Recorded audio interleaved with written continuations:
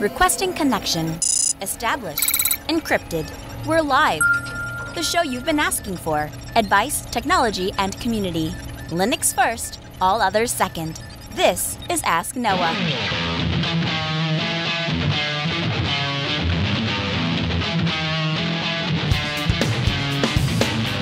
Live from Cincinnati Public Radio, the show that puts you, the listener, in the driver's seat because you are the content. The phone lines are open to be a part of the program. It's a free call, 1-855-450-NOAH. That's 1-855-450-6624. Hey, give me a call and we'll talk about your tech questions or business and tech questions. Linux advocate, above all else, small business owner, and now host of the only radio show centered around you, the listener. Welcome to the Ask Noah Show. My name is Noah Chalaya. So we are live here in Cincinnati, Ohio, at Cincinnati Public Radio, 90.9 WGUC, 91.7 WVXU. And a huge thank you to Rick, to Dawn, and the entire team here at Cincinnati Public Radio for giving us a home while we travel back from Southeast Linux Fest. Now, if you missed our show from the show floor, then you need to run, not walk, to your computer and catch up, because the reason that events like Self are so important to us here at the Ask Noah Show is that you guys can only want to hear my voice so much, and I can never present these projects as well as the people who live them can. So to that end, we go out, we find the actual movers and shakers in the community, we bring them on this program so that you can hear it right from the horse's mouth, so to speak. What does it mean to you guys when I say the word, or the words, freedom of speech? Certainly, there are those that talk about their freedom of speech on privately owned property, or privately owned entities, like Facebook and Reddit. But as it specifically relates to the Constitution, you have a protection of your freedom of speech from the government, not necessarily every social media site that you visit. And I want to make that clear right off the bat, because the simple fact is you don't always have a right to have a platform. Now, with that out of the way, with that acknowledgement made clear, the very concept of freedom of speech can exist outside of constitutional protection. So, is the concept of freedom of speech a good idea? I think most of you listening right now would say yes. Many people out there would say, and myself is included, that free speech doesn't necessarily remove you from the consequences of that speech. So the question we have to ask is, as it relates specifically to online groups, to mailing lists, to Telegram, etc., as it relates specifically to those online groups, what should be the consequence of free speech? Should a person lose their job? Should they be ridiculed at every turn online? I'm not claiming to know the answer to those questions, I'm just asking, but we do have to identify what the proper response to free speech that we disagree with is. And that I do have an answer for. And I'll go ahead and tell you, I think the answer to speech that we don't like is more free speech. Paul Jones is an internationally recognized expert on PHP. He is a fantastic speaker. And as I got to know him this weekend, he's an all-around great guy. Now, Paul gave a speech at Southeast Linux Fest, and I am telling you guys, I was freaking spellbound the entire time. I was so riveted to what he was saying. I immediately got up, ran out of the room, ran over to my broadcast booth, and just started grabbing armfuls of production equipment, and came back into the room, and I started miking the room so I could share this stuff with you today, because what we're going to talk about this hour is controversial. There was a part of me that even questioned if I was going to bring this onto the program. But the more I thought about it, the more I came to two conclusions. The first conclusion, the listeners of the Ask Noah Show are some of the most logical, rational, intellectual people out there. By the very nature of our chosen profession, we have to be methodical. We have to remove emotion from the equation, because computers don't respond differently just because we're frustrated, just because we're upset with them. And the second conclusion I reached was that even if this does upset some of you, Paul Jones is 100% right about this stuff. So we are live remote in Cincinnati, Ohio. So back at the studio, go ahead and cue up cut 4 for me. What I'm going to play for you is Paul is going to talk about something that presents a real credible threat to the communities that we all love and care about. And if you have the courage to hang in there with me to the end, I think you're going to reach the same conclusion that I have, that Paul is 100% right about this stuff. And if we care about these communities, if we care about these projects that they represent, then we have to take a stand. We have to start addressing this problem before it gets any worse, before it gets any further out of hand. After Paul's presentation, I asked him to stop by our booth, and we chatted with him. And now as you listen to this audio, if I'm wrong here, if there's something I'm missing, tell me. I just got done introing the segment, or with the show, talking about how much I value free speech. Tell me. Speak up. I'd love to have a discussion about it, as long as you keep it civil-minded. Our phone lines are open, 1-855-450-NOAH. That's 1-855-450-6624. All right. Coming up, here is Paul Jones. Go ahead and play cut 4. There is a push in a lot of online communities to introduce something called the Contributor Covenant for online virtual spaces. Mm-hmm. And it is my opinion, and I think it's borne out both by the rules that are listed in the covenant and by the actions of the people who apply it, that it is a severe restriction of free speech in all venues, not just in project venues. And as such, I think it is something to be resisted early and often, as strenuously as possible.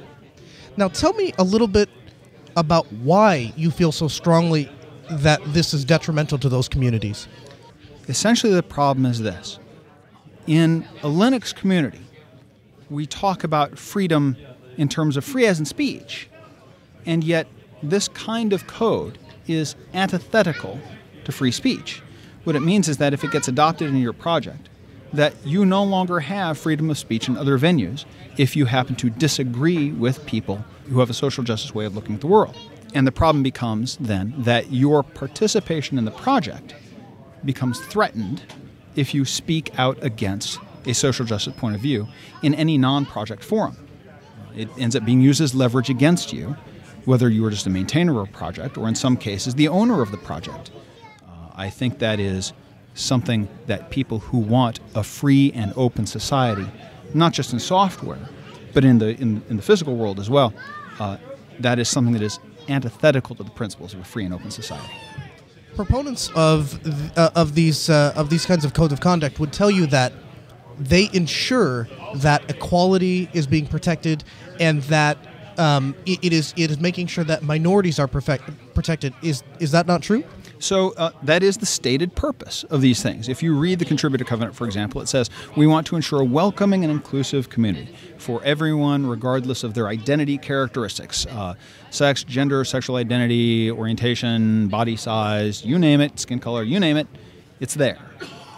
What incidentally is not listed, though, is protection for different ideas, different politics, different ways of looking at the world. In fact, those protections have been explicitly rejected by the maintainer of the Contributor Covenant. So ostensibly the idea is we want a safe and welcoming space, but it turns out that what we want is a safe and welcoming space for people we agree with. And if you don't agree with us on other policies, then we don't think there should be a place for you here. The upshot of all of it is that it starts out by sounding like we want a safe and welcoming space. But the practice of it is we want to have power over our political enemies, and we're going to use your project membership as leverage over you to make sure that you don't oppose us in a political arena. Are the consequences of these code of conducts, are they limited to just the project themselves? So that's sort of funny. The idea in the project is when you adopt the Contributor Covenant specifically, what they say in the Contributor Covenant is if you don't abide by the Contributor Covenant, when you are representing the project or representing the project's community, then the leaders of the project have committed to essentially throwing you out of the project. The problem becomes that when are you not representing the project? When Sure. are you not representing the community? So what that means is you can be in the project space and be perfectly, strictly technical within the project space. But the moment you go out onto Twitter to say something that is not politically correct or not in line with a social justice way of looking at the world, and you're not talking about the project at all, they can say, well, you're representing the project. People know that you're part of the project. We need to kick you out. So the effect is to police your speech in venues that are not related to the project directly in any way. Does that, I understand that sometimes that even extends so far as to go after people's places of employment, even if they're employed at a place that has nothing to do with the project. That's correct. We see from time to time that if you oppose, and this is not strictly limited to the contributor covenant, this is a social justice way of working, that if you publicly and loudly oppose a social justice talking point, that people will then go to your employer or your advertisers and say, you know, so-and-so they're saying kind of racist things. You know, they're sounding kind of bigoted. Is that really the kind of person you want to be associated with? And then your employer says, you know, it's not, I have no interest in fighting this fight. It's just easier for me to fire you than it is to fight against these people. It's easier for the employer to dump you than it is to fight for you. So that's what happens. That seems like the very opposite of being understanding and inclusive. I completely agree. There is a doctrine called the Mott and Bailey doctrine. You can look it up. It's Motte and Bailey. You can find it on Slate Star Codex if you read that blog. The idea is this: in medieval times, there was a thing called a bailey, which is basically a big open field. That's where you did all your work and all your social interaction. There was also a motte. It's a tower. And what would happen is when the bailey was attacked, everyone would retreat to the tower so that they could rain down arrows and protect their space. And then when the challenge was done, they could come back out into the bailey. That's pretty much happens in these kinds of interactions as well. The idea is that you put forth a bold and controversial statement or do some bold and controversial action. And then when you are challenged on it, you back up and say, oh, no, we're not doing this bold, controversial thing. We're just doing this uncontroversial thing that really everyone actually agrees with. And then, oh, yeah, you're right, everyone actually agrees with it. And then when the challenge is ended, they go back out on the bailey and start doing the bold and controversial thing. In terms of this conversation, what that means is we want to use threats and intimidation against people who are our political enemies by trying to get them fired, trying to get them shoved out of their project, by smearing their name in public. And when they are challenged on this behavior, they say, oh, no, they go back up to the Mott. They say, no. We're just trying to make sure that there's a safe space for everybody, that everyone is welcome and inclusive. This person over here is not being welcome and inclusive. We're just making sure that everything is okay for everybody else. And the response is, oh, you're right. You know, we want to be welcoming and inclusive too. We want to be nice. Okay, we get it. And then they go back to trying getting people fired. So this stems out of people being actually good people to begin with, and they become subjective to this. Correct. This is a form of using your own goodwill against you. There is no good person in this society that wants to see harassment, that wants to enable bad things happening to other people. Nobody wants that. And so when you're told, we're just trying to be nice, you're like, oh, yeah, I'm in favor of nice. But then what follows on is not nice. What follows on is itself oppressive behavior, persecution, intolerance, exactly.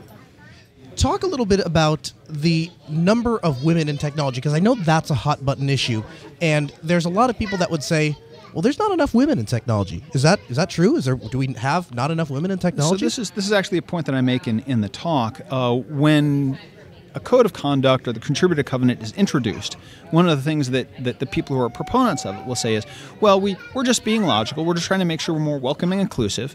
We're just being logical about this, and so we need a code of conduct. The problem with that is that saying we're just being logical, well, logic has a form. Logic starts out from true premises, one or more true premises, proceeds through a series of syllogisms to reach a conclusion. The people that are proponents of the code of conduct in this case, the contributor covenant, they presume the premises, they make no syllogisms whatsoever, and they go directly to the conclusion. And one of the things they say is, like you said, women are underrepresented in technology. It's just logical we should have a code of conduct. This is going to be a very controversial thing for me to say, so I would just stick with me on this while I work through it. To say that women are underrepresented in technology is a political statement. It is not a logically accurate premise. It's a political statement for at least two reasons. One of those reasons is that you're presuming that there is, in fact, a correct level of representation. And second of all, that you actually know what it is. So it's not in terms of logic, it's not a true premise. A true premise would be there are fewer women in technology than men. Right. That's a true premise to start from. Yeah, who decides what is enough? It's exactly right. Now, Then you can, if you're going to do logic, that's the premise that you need to start from. That's not where they start from. Working through that to get to, and then we need to have a contributor covenant as the end conclusion is much more difficult to work through. So they don't do that. They just presume the premise and go directly to the conclusion. If we have people out there, because right now there is somebody that's listening to the show and they are struggling with this. Maybe they don't wear it on their sleeve because of persecution, because their job may be in jeopardy, and they're struggling with this and they're saying, "Man, I am resonating with what Paul is saying."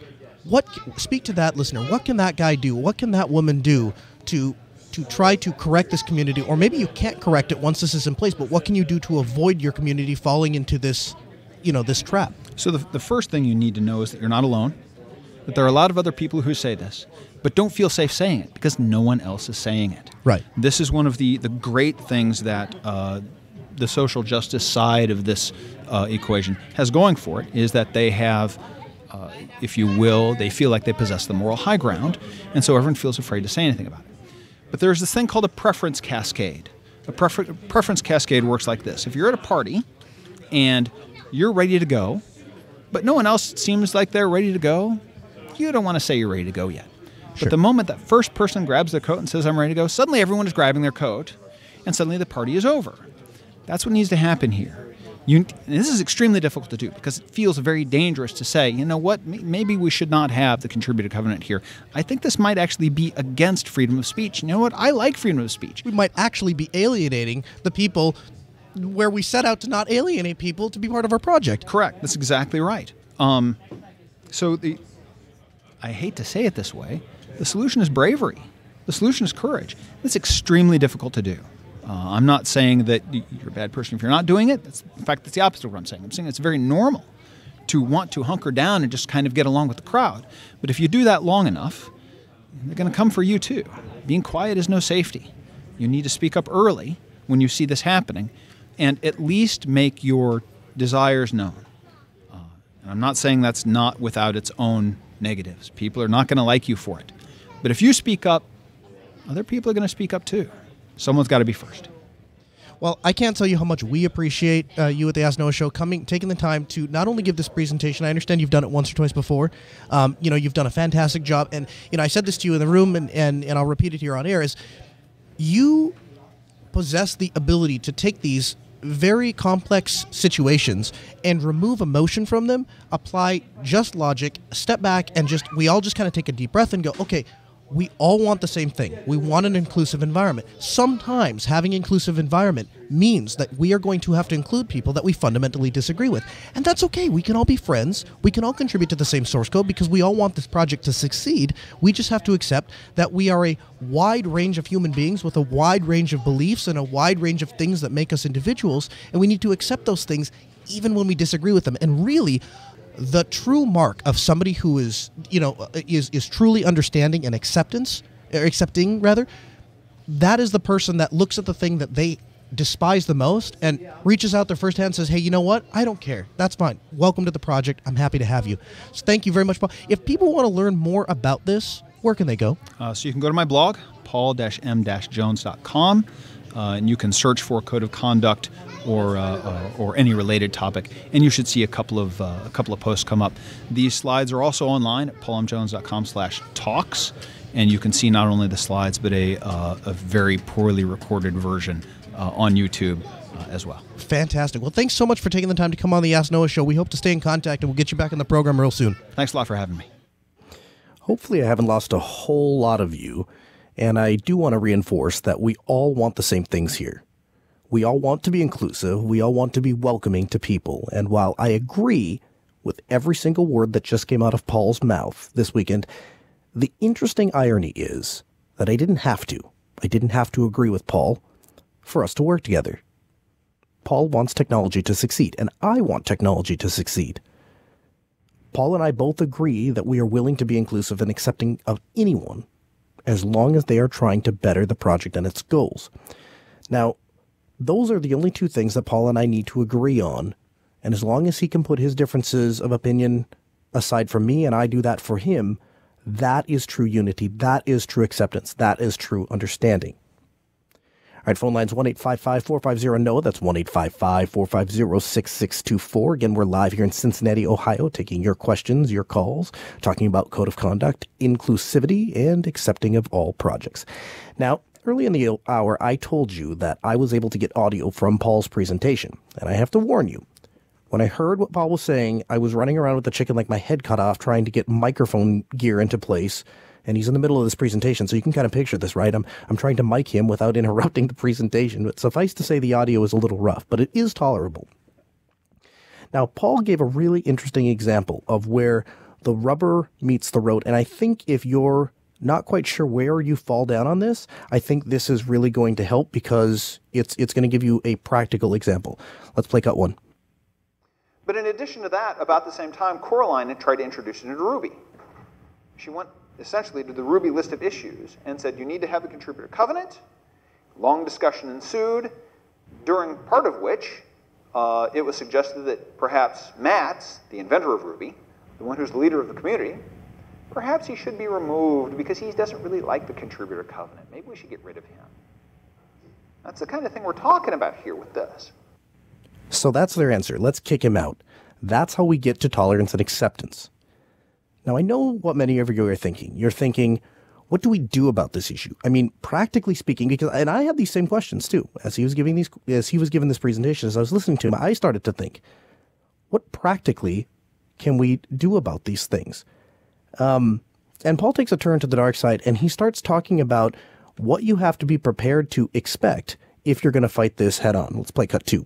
First thing is this. The moment a contributor covenant is introduced as a possibility, that day, that hour if you can, is to say, no, I don't want this. I think this is a bad idea. The thing that contributor covenant proposers want above all is for the covenant to get in very quickly with as little discussion as possible so that it looks to the outside world that there's this great sweeping thing that just went on through voluntarily and no one objected. Why are you objecting now after it's all been done? So you need to speak up right away. Make your objections heard immediately. So speaking up right away, that is the first step that Paul recommends. He says you have to say something so that it goes on record. And that's not always an easy thing to do. So what is going to happen when you speak up? What is going to be the reaction? Play cut three. These are the kinds of attacks that are going to be put against you, and these are some defenses you can use when you're resisting the introduction of the code of conduct. The first thing that always happens, we see this on Twitter all the time, is people are going to say, wow, I can't even, I literally just can't even. It's 2017, it's the current year. I can't believe that we still have to have this conversation about welcoming and inclusivity. These are not arguments. You don't even need to respond to these directly if you don't want to. These are indications of a mental or emotional state. So if you feel you need to respond to these, just say, look, your incredulity is not an argument in your favor. It doesn't say anything for or against the code of conduct. Now, what I love about that, aside from the point that Paul is actually making, notice how he stays analytical. Notice how he takes everything with pure rationale and a logical approach. At no time does he reference his own feelings. At no time does he reference his own personally held beliefs. There are no arbitrary assertions. Everything is backed up with reason and fact. And that's what I really think is going to appeal to the technical community. I feel like it's very easy for us that work in the technical community to wrap our heads around this stuff. Now, part of any healthy discussion is to have dissenting points of view. And Paul goes on to explain how in some circumstances, if the person disagrees with the code of conduct, even if said person should be a victim and protected by said code of conduct, that same person gets dismissed. Let's play cut 5. Skepticism about anyone else's story about having been subjected to sexism, bigotry, whatever. If you're skeptical of their story, if you ask them questions about it, if you don't believe them just out of hand, you're part of the problem. You just need to believe them. The act of arguing against the theory of anti-bigotry, anti-sexism, whatever, demonstrate that, again, you're part of the problem. Either you don't understand what other people are talking about, or you yourself are guilty of it and can be dismissed as complicit. If you are part of the designated oppressed class, and you say, as a member of the oppressed class, when someone comes along and says, we need a code of conduct, you're like, you know, I've never actually had that particular problem in this community. Everything's kind of fine. They'll say, no, no, no, you have just internalized the oppression against you. We can dismiss your arguments.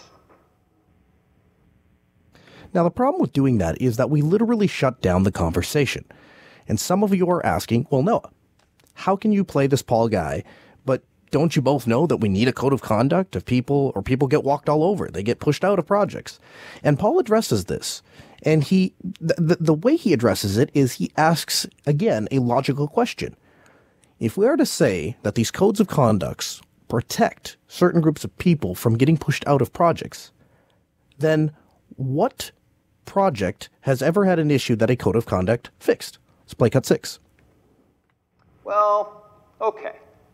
We know that nothing's actually happened here that we would need a code of conduct for, but we want to make sure that if something happens, we have something in place to deal with it, or we want to have it in place to prevent any possible infractions that might occur in case, just in case. So the idea is for it to be prevented.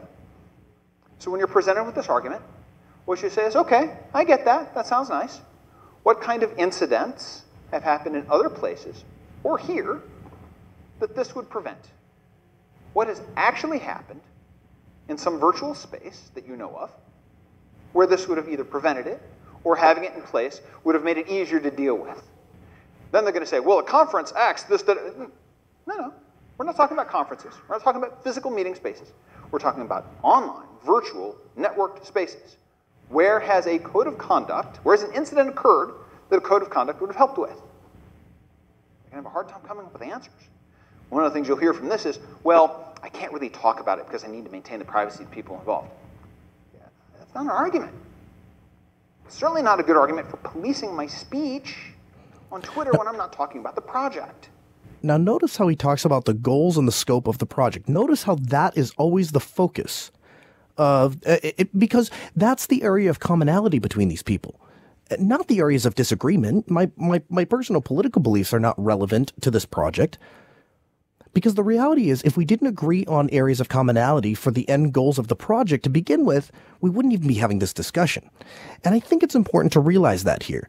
I think it's important to realize that the reason that we're talking about this is because some of us have reached an impasse where we're being prevented from being able to contribute to a project when we want to be part of the project because of a belief held completely outside the scope of the project. And we need to decide how we are going to do that moving forward.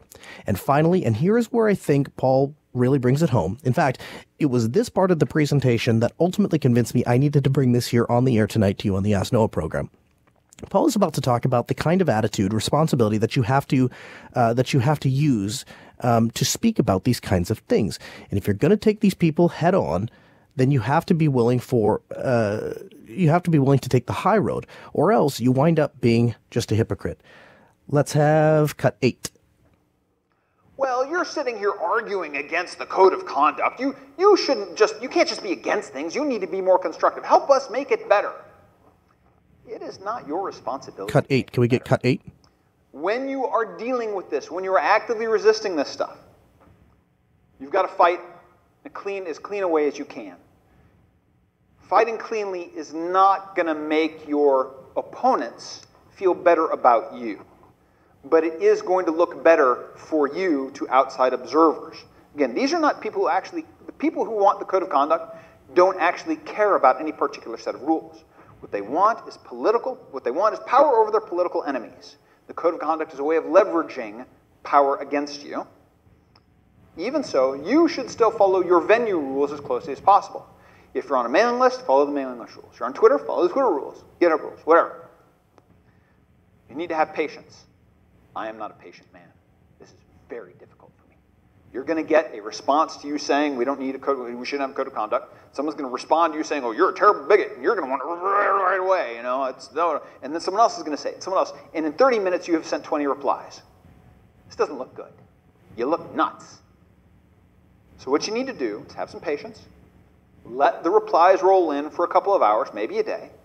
Collect them all up and reply to all of them in one email, or as few emails as possible. When you respond, critique the ideas that are being presented, and not the people that are presenting them. That's great stuff. Critique the ideas, not the people presenting them, because at the end of the day, if we are not talking about the goals of a project and we're talking about the human aspect, all people are valuable. All people deserve respect for their life, for their lifestyle choices, for their race, for their religion, for their skin color. You don't have to agree with them, but you don't have to like them, but you have to show them respect. And that's what we all want. So huge thanks to Paul Jones for having the courage to speak up on this very important issue, for taking the time to come on the Ask Noah show and share his ideas with us. If you want to hear more about what Paul is saying about this kinds of things, check out his website, paul-m-jones.com. And stay tuned to the Ask Noah show, because I will give you a little hint. Paul and I are working on something very cool. So stay tuned to the Ask Noah program to find out what that is. All right, phone lines, 1-855-450-NOAH, 1-855-450-6624. Give me a call and we will talk. Dale is calling from Virginia. Hi, Dale. Welcome to the Ask Noah show. Hi, can you hear me all right? I can. How can we help today? Okay, so I have a Dell PowerEdge R710 running as a Arch Linux hypervisor using KVM and QEMU, I believe it's pronounced. Now, I have a Windows 10 machine as a guest, and what I'm trying to do is nested virtualization. I want to run a Hyper-V VM within a VM. Now, I've already enabled the KVM option in the kernel, all that done, and what the original VM is for Steam. So what I've done is I've thrown a video card in the server, and I have gaming in a VM through PCI pass-through. So when I try to enable Hyper-V on the same guest, it does not work if the video card is passed through. For some reason, if I have the video card pass through and try to enable Hyper-V, the network doesn't come up and I can no longer connect. Now, if I go back in, remove the video card, everything comes up and works like fine. And basically what I'm asking is, how can I isolate whether this is a Linux or a Windows issue? Yeah. Well, so I'll tell you what. So here's the first thing I would do. It's funny. It's interesting. You and I troubleshoot very similarly, because as you're explaining this problem to me, I am doing the same kind of troubleshooting steps that you are. I'm saying, how can we isolate this from this hardware particular issue down to, is it an operating system issue? And the way I would do that, my suggestion to you to figure that out would be, have you tried virtualizing another Linux hypervisor inside of your whatever parent hypervisor? No, but I like where you're going with this. So I've actually tried using libvirt as a parent hypervisor, and then I have made another hypervisor inside of the original hypervisor. And partly the first time I did that was to test for a client, but lately what I have been doing that for is actually, I wanted to see if I could take one of DigitalOcean's super beefy droplets that's already a virtualized machine and make it into my virtual host. Turns out you can do that. So that would be my first step. I would try that. I would try putting I would try putting a Linux hypervisor inside of a Linux hypervisor and see if that works well. If that works well, and then here's where we go from there. If that works well, then we know it's a problem with Windows specifically. We can start troubleshooting that. If that doesn't work, then what I would do is I would start looking into I would try something like Unraid, or something that is specifically designed to facilitate easy PCI pass-through, because I was one of the early adopters of PCI pass-through. And let me tell you, I tried it on everything, and there were like, at the time I got started, maybe it's different now. At the time I got started, there were like 3 motherboards they all would advertise it, but there were like 3 motherboards that would function properly, and the rest of them just wouldn't work. So it is entirely possible it could be a hardware problem. Okay, I'll definitely give it a bit more research and go from that angle. But the Linux hypervisor within another hypervisor, that's a new one. That's awesome, man. I really appreciate your help. Hey, I really appreciate you calling in, and thanks so much for being part of the Ask Noah show. We appreciate your support, and thank you very much for the call. Blue is calling. Hi, Blue. Welcome to the Ask Noah show. Hey, Noah.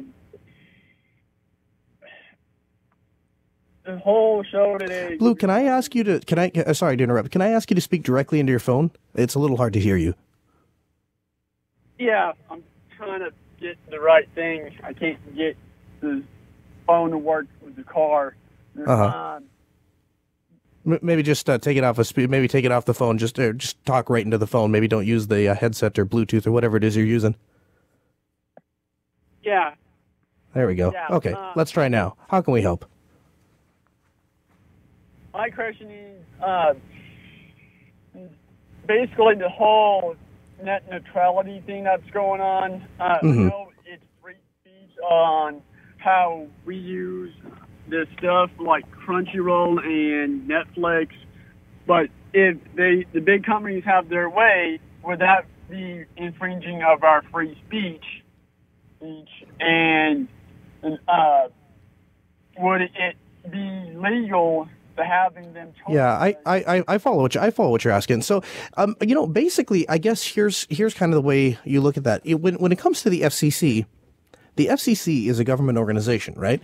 So the FCC, the government, the Constitution does protect you as an individual from oppression from the government, from restricting your free speech. So, when we're talking about the FCC, then yes, absolutely, we would want to make sure that we're not suppressing free speech. Here's the issue, though, and this is the issue that I have, and someday maybe we'll dig into this a little deeper on the Ask Noah show. But the issue that arises is that the government doesn't provide the internet, right? Private entities provide the internet. The FCC is an arm of the government that then is trying to govern and regulate those individual privately owned entities. And so where does freedom of speech begin and end, and where does these private companies, rights begin and end? So it's a very complicated topic, and it's one that I have wanted to dig into for quite some time. But the thing is, it's one of those things that I haven't exactly figured out how to present clearly and work out my own thoughts. So as soon as I do that, maybe we'll dig into that sometime. All right, switching gears again, 1-855-450-NOAH. That's 855-450-6624 if you want to give us a call. The last few weeks, I've been on this kick about security on Linux, and I've been going through YouTube comments, and I was doing that right before the show, and a listener asked me why we hadn't talked about this story. And, well, so here's the thing. I am grateful.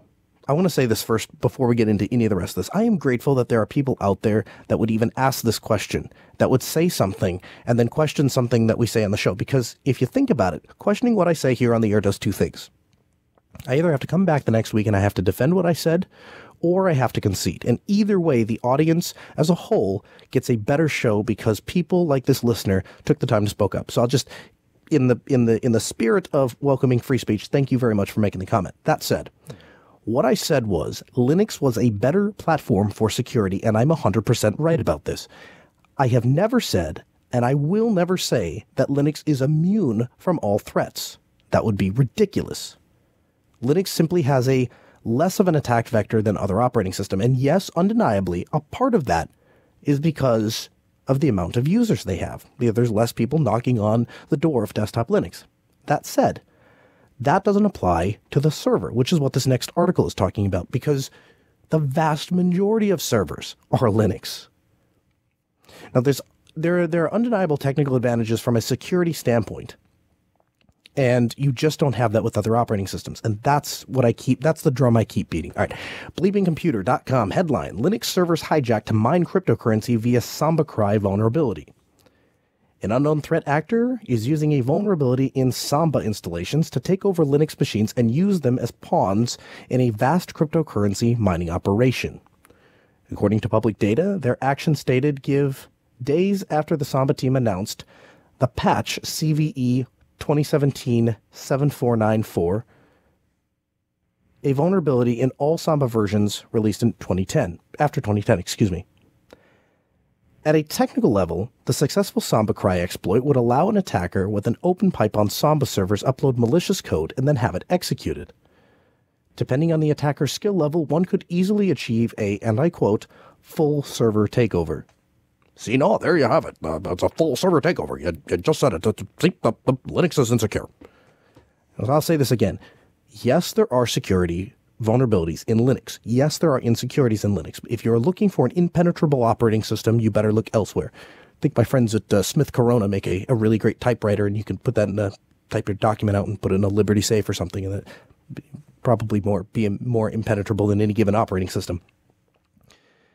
Projects are going to look through their code, and they are going to try to find vulnerabilities. When they find those vulnerabilities, they have a requirement, they have a duty to patch them. So if someone takes advantage of the fact that a vulnerability existed and exploits it after a fix has been released, that is not Linux, failing us. We don't have a failure of the security model of Linux so much as we have a failure of the proper application of updates and patches. Again, we're taking your calls this hour, 1-855-450-NOAA. That's 1-855-450-6624. So we wrapped up Southeast Linux Fest. Now, I want to ask you guys where you're looking at going, with the show, because I have a lot of interviews that I have collected. And I was talking to Chris about this earlier. A lot of them are not, I took the interviews that I thought would fit best with the current topic and the current trends and stuff like that. And if you want other interviews, I have them. I haven't just decided what to do with them. There's a couple options. We could upload them to our YouTube channel. We could play them for you right here on the air. So if there's a project that you've thought, I've always wanted to get that particular project on the air, I've always wanted to hear what they have to say, let us know. And you can do that at the Ask Noah Show dashboard. That's asknoahshow.com. And there was some confusion about that last week. That is basically the starting point. It does branch you off. It has links to a bunch of other things. So there's nothing at that site specifically that you can get to. It just links you to all of the various resources. So you only have to go to one place because they're spread up all over the internet. All right. 1-855-450-NOAA. That's 855-450-6624. So the week before last, we talked about IPA on Saturday. And again, if you didn't get a chance to check out this episode, you should. We did an interview with the Free IPA folks, and they explained exactly what Free IPA could do. Even blew me away because I was using it to a certain extent and found out that it was actually capable of a lot more than that. And I got some listener feedback in, and I wanted to cover that. And this comes from Adam. Adam writes and he says, "Hello. I work in a hybrid environment at the university, and there is no way I'm going to be able to convince the powers that be to switch to Free IPA. So I have looked at SSSD and realmd to connect my department's machines to an Active Directory. It works perfectly on CentOS, which is 90% of our Linux. However, over the past few years, we have had more and more people want Ubuntu, and I'm completely unable to get an SSSD and realmd to work right on 1604. Have you had any luck making this work on 1604? We're making it work with Kerberos/NIS, but I would like to leverage the benefits of SSSD and not have to main two identity servers." Well, Adam, the interview that we did, and I'm not 100% sure. This came in at 7:44 this morning. So I'm not 100% sure if when you sent this email, if you were referring to last week's episode, or if you had a chance to catch Saturday's episode. But the reason I wanted to address this on the air is because, yes, we actually talked about this. I think it got buried in the interview. And with the interview with Stryker, one of the guys who works on the Free IPA team, he was actually talking about how they have difficulties with the login manager working correctly on most distros. And so he uses KDE on Ubuntu, and he had issues. And so what he did was he switched to a different logon manager and used it with KDE, and that seemed to solve his problem. So I would give that a shot and see if that works for you. Again, 1-855-450-NOAA. That's 1-855-450-6624. One of the things that I thought was most interesting from Self was desktop Linux. And if you'll notice, a lot of the interviews that we played on Saturday's episode, as well as some of the ones that we're going to have coming up in the next couple of episodes, you'll notice have a very strong emphasis on desktop Linux. And the reason for that is because it seems like when I talk to, there are like these two different worlds that exist. The first world is the world in which every developer has given up on desktop Linux and they've all gone to MacBooks. And then there's like this other tiny little world where people have gone to Windows 10 and they're using Bash. And I don't know what world that is, but it apparently exists. And then there's this other world of the people like I meet at Southeast Linux Fest, where you legitimately have a difficult time finding anyone that has a MacBook. It's not hard to find it. It's not hard to find at the bigger conferences, but it's almost impossible to find here. So, as I kind of went through that, and I was talking to all of these people, and I'm looking at company after company after company saying that we are using Linux on the desktop. And then I got a chance to talk to Steve, and Steve was saying, yeah, not only do we use Linux on the desktop at Red Hat, and that's just kind of expected because we're Red Hat and that's what we do, but Steve goes on location to customers of Red Hat, and he said those customers, he's seeing an increase in Linux on the desktop. So all of that to say, I really think it's a matter of which narrative that you want to buy into, or which world you want to be a part of. I think there's definitely a crowd of people that have given up on desktop Linux and have moved on, and I think that that crowd is not a hard crowd to find, and I think that there's nothing wrong with being a part of that crowd if that's what you choose to do.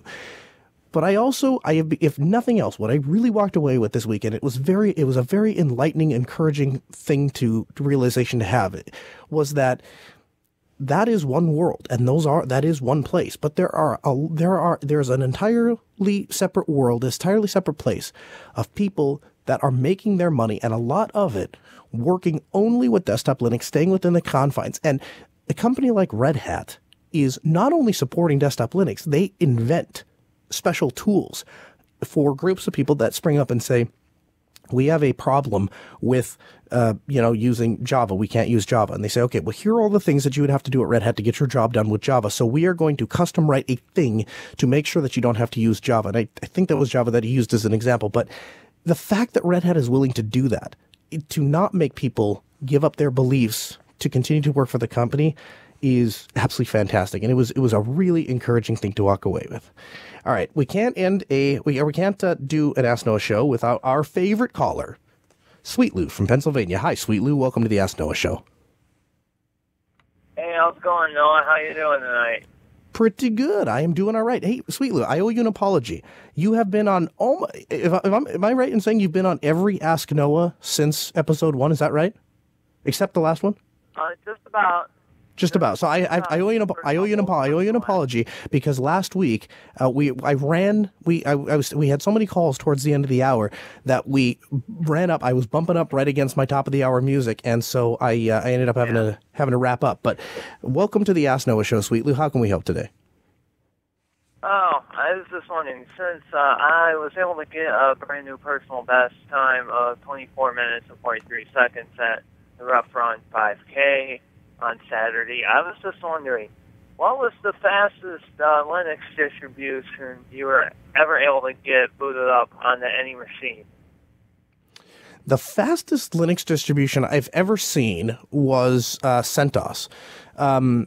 Basically, what it was I got a call from we were working with one of the professors from the local university. And he's a good friend of mine, and he was friends with a professor that was doing chemical engineering. And the professor called and said, do you know anyone that works on Linux? Because we have this new system that we'd like to implement, and I don't know how to get it running. So I get the call, and he says, yeah, would you go work with this guy and see if you can get his software running? I said, sure, not a problem. So we went over to the University of North Dakota and went into the chemical engineering department, and they had... Basically, what they were trying to do was they were trying to get this software that would run on this server, and then the students could submit their chemical calculations with laptops or Chromebooks or whatever, and would submit it up to this server, and then the server would do all of this number crunching, and then it would spit back just a graph and all of the results. And it was a really great, because prior to that, what they had was, my understanding was, they had these workstations, and they had these big, huge, great workstations that these students would have to sit down and use, because that was the only machine powerful enough to make these number calculations. So I get to the university, and the first thing they said was, well, what are we going to use for a server? And I start contacting the software vendor, and I said, there's not a lot of places that make software that do chemical calculations. So tell me, what kind of things is required to make this work. And they start listing out these requirements, like, 256 gigs of RAM or 120 gigs of RAM, whatever. And, 60 terabytes of storage and, 4 Xeon processors. And it's like, I'm like, holy Hannah. So I start looking, we're a Dell partner, and contact my Dell rep, and, we start looking through it, and okay, it's going to be X amount of dollars, this, that, and the other. And the university on their own had gone out and gotten a quote from, I think it's Think Server or something like that. Think Center, maybe? Think something. I don't know. It reminded me of the old IBM servers, but it's a separate company.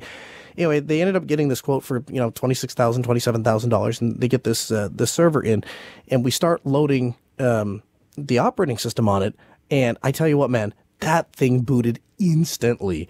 And it was the first time, because the original software that they had ran on RHEL 5, and the newer software that they got ran on RHEL 7. So when you first got the software, we were trying to use it on RHEL 5, but it was we had some hardware, compatibility issues with using an operating system that old. But the second thing that we ran into a problem was all of the client side devices, for the web server that was going to accept all this stuff.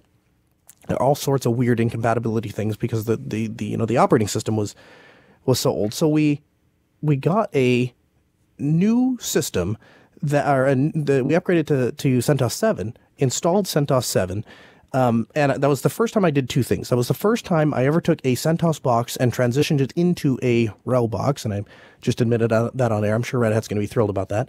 And that was the first time I ever did. The second thing that I did for the first time was I put a production machine, or a machine into production with System D. And once you see what happens with System D and UEFI and a really good SSD, it ends the discussion of if we needed to move to a NIT system or not, because it is so much faster. It is incredible. And I bet you that thing booted in maybe 3 or 5 seconds. So anyway, that's a really long-winded way of saying that was the fastest server that I ever booted. Hey guys, we need your help to support the show. We are looking for more community involvement. There is the Ask Noah Telegram group. I am in that myself. I sit there and chat with people every now and again. In fact, I have it open right now. That is telegram.asknoahshow.com. You can visit that URL and it will open up Telegram. If you haven't heard of Telegram, Telegram is basically kind of like the old MSN Messenger, if you will. It's a messaging service, but it runs on everything. It runs on iOS. It runs on Android, Mac, Windows, Linux, you name it. They even have a web a thing that uses it. And it's not so much because every time I mention the Ask Noah Telegram group, somebody always asks me, well, why don't you use Wire? Well, why don't you use Signal? I'm on all of those services. I have them all. But the reason that I have stuck with Telegram, and again, this was kind of exemplified itself, was because everyone in the technical community, everyone in the Linux community has centered around Telegram. And so it makes a lot of sense. And you notice that because when Wimpy landed in Linux Fest Northwest, and I can just, telegram him, say, I can pick you up. And then when he starts saying, oh, you should talk to so-and-so, he's the head of this project, or he works on that, or he does whatever. It's easy to just drop that username in and then start talking to that person. I don't have to coordinate through some other form of communication and then say, well, I need you to set up this, or I need you to set up that, or sign up. When that happens on Signal or Wire, I'll be all there. And the truth is, I have used all three of them, and I don't find anything technically superior about Telegram. I don't think the usability is any better. I don't think there's more sticker packs if that's anything to you, but I don't really care about any of that. What I care about is the masses, at least for the crowds that I'm in, are on Telegram. So for the time being, that's where I'm hanging out. But we have an official Telegram channel, telegram.asknoahshow.com. And those guys go nonstop. In fact, from the time that I said I'm in there now till the time that I just clicked on the window, we've gotten 21 messages. So you definitely want to probably mute the group, but it's a great place to hang out. And I try to answer some questions in there if I can. Otherwise, you can send them into asknoah@jupiterbroadcasting.com. That's our email address. And I had some people, like I said last week, that had some trouble with the dashboard, kind of confused of what it was. So I just wanted to set aside just a couple of moments to say, it is a canonical place to start from, but there are no resources on the Ask Noah Show dashboard itself. It just simply directs you to those other places. We have a couple new shows that have come out on Jupiter Broadcasting, and I wanted to take a moment to talk about some of those. So Chris and I used to do the Linux Action Show every week. When that ended, we split off into a couple of different shows. The first show is, of course, the Ask Noah Show. And that's the show. We're on episode 12 and still going strong. So we thank you very much for your support. And I want to take a moment to thank everyone that came out to Southeast Linux Fest to watch us do the episode live. And I got to shake some hands with some really cool people that traveled a really long way to be there with us. And so we really appreciated your support. And a huge thank you also to, Chris DeLuca and William and Ron and Cody, all of these people that came around with me. And, I had brought my wife and my kids. And so there were people that were offering to let Sarah use their room for the kids to run around. And, they turned on cartoons and stuff. And, just everyone was really great. But thank you very much for coming out and supporting us, and we really appreciate it. We had some stickers for you. We're going to do a better job of swag. That was the lesson I learned, was a better job of swag.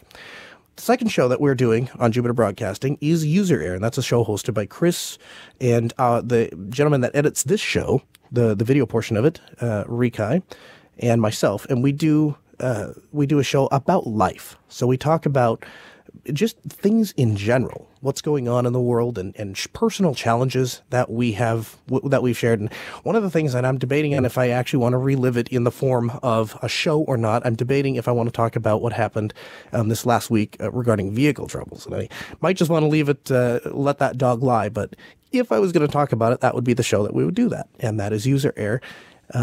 We record it when we're comfortable recording it, and then it's released every Friday. And the third show is Linux Action News. And basically what that is that we've taken the news portion of the Linux Action Show and taken that out.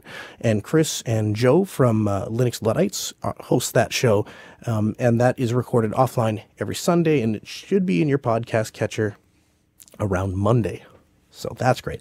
The other thing I wanted to ask, another piece of housekeeping thing, and then we'll wrap it up for the hour. But I have been tinkering with the idea of a T-shirt, and it actually stemmed out of a discussion I was having with a good friend of mine. We were having a good-natured discussion, and it got a little intense. And basically, the discussion was he didn't feel like he could do some of the things he wanted to do on the Linux desktop, and it just convinced me more that I could do all of these things. And I'm like, I'm doing them. And it got me frustrated. And when I get frustrated, I try to turn that frustration into something productive. And so that particular night, for whatever reason, my way of trying to turn my frustration into productivity was to make a T-shirt. And so I designed a T-shirt, and we'll have a link to the image in the show notes. But basically, the T-shirt says something to the effect of, I came here to do everything they said I couldn't do with desktop Linux. So if you would be proud to wear a shirt that says you can do stuff with desktop Linux, and then, of course, we have to put some unashamable branding at the bottom that says Ask Noah Show. If that's something you'd be interested in, let us know. Use the contact form. Again, asknoahshow.com, or email us, asknoah@jupiterbroadcasting.com. And I'd be interested. The way that Teespring works is you have to place a certain amount of orders before they'll actually ship any of them. And what I tried to do was I was going to order all of the shirts myself, and then I was just going to give them away, and I was going to do that for self. Turns out like the minimum order is like 500 shirts, or maybe it's $500, 50 shirts at $10 a piece. I don't know. But it's like way more shirts than I need, and way more shirts than I really want to spend money on myself. So, if I can find a couple of people to go in on it with, or if there's somebody out there that's interested, then I think that'd be kind of cool. And I wouldn't mind having a shirt like that. And like I said, our table was great. I think we had one of the best broadcasting booths that we've ever had for a remote setup. But the one thing that it sorely, sorely lacked was swag. People kept coming up, and I had stickers, but nothing else. And, there's people giving away Frisbees and whistles and all sorts of cool things for kids and people to play with. So it was a little underwhelming, but that was okay. And we got a chance to do our new broadcast system. We were able to do that live from the show floor, so make sure to check that episode out. And again, another huge thanks to Cincinnati Public Radio. We really appreciate you giving us a home and a studio space to come in here. It's very nice to have a staff that just comes in and sets everything up for you, and you can just sit down and do a show when it all works right. That brings us to the end of this week's episode. A huge thank you to Rakai, our video editor, Sarah, our call screener, and Ben, our producer. We'll hand you off to Crosspoint, coming up next on Logos Radio, KEQQ, 88.3 LPFM, Grand Forks.